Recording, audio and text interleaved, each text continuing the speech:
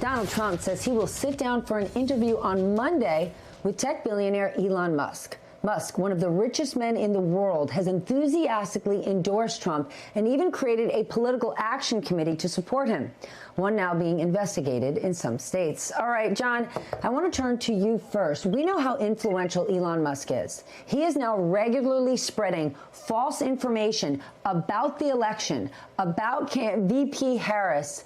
How concerned should we be of his influence and his potential impact? We should be terrified because we've never had robber barons with this kind of power before.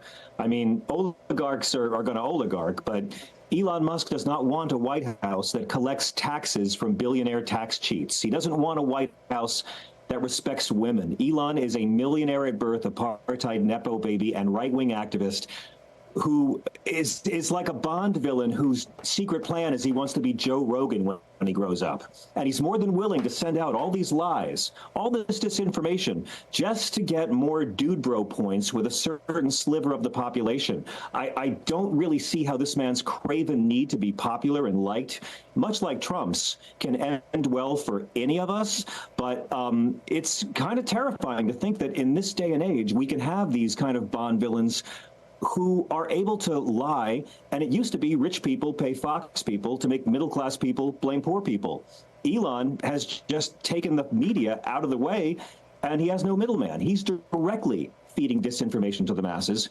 I hope that someone, maybe in Europe, figures out how this can be contained. David, what do you think about the Musk effect?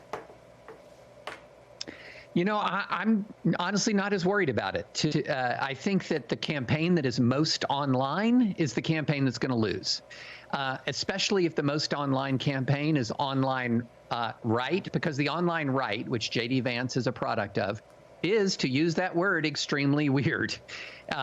Elon Musk's political views are extremely bizarre. His conspiracy theories are transparently laughable.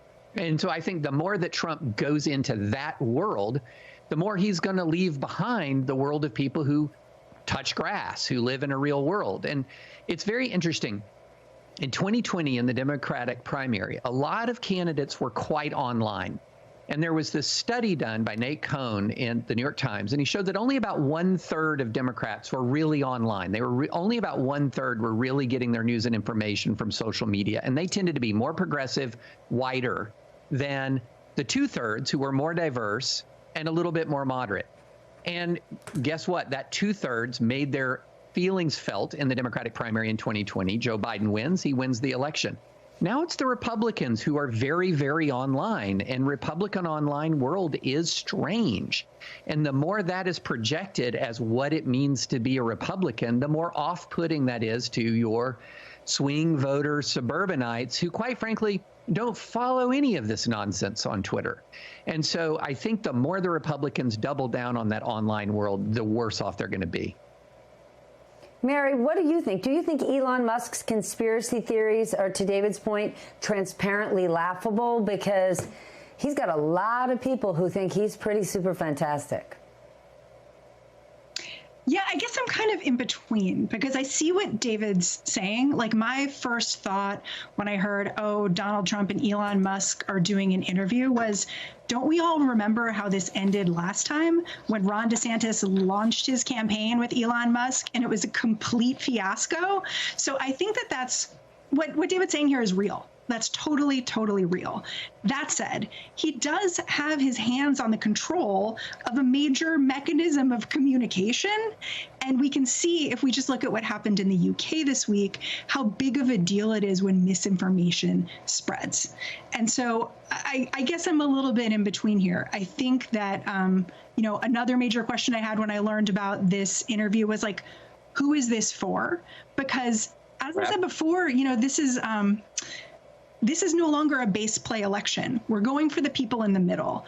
Going to Elon Musk and doing this interview the way Trump is, that's play. It's like the old way of campaigning. And is this really who you want to campaign for or need to campaign for in this moment? So I think I'm a little bit in between on this. I am scared by Elon Musk. I think that he's spreading misinformation. I think that it's dangerous. And I think we don't have the mechanisms of control in government. Like, it was a major emergency when there was Russian disinformation, right? What do you do when the call is coming from inside the House? I don't think we know yet. And that's a little scary when we're under 100 days to an election and this is going on. So that's where I stand. I don't know, maybe Donald Trump's interview with Elon Musk is just Trump sitting down and asking, will you please give me that $45 million a month that it was said you were going to give me from now until the election, then in a few days later you said you wouldn't. Please, will you give it to me, sir? Maybe that is what he's there to do.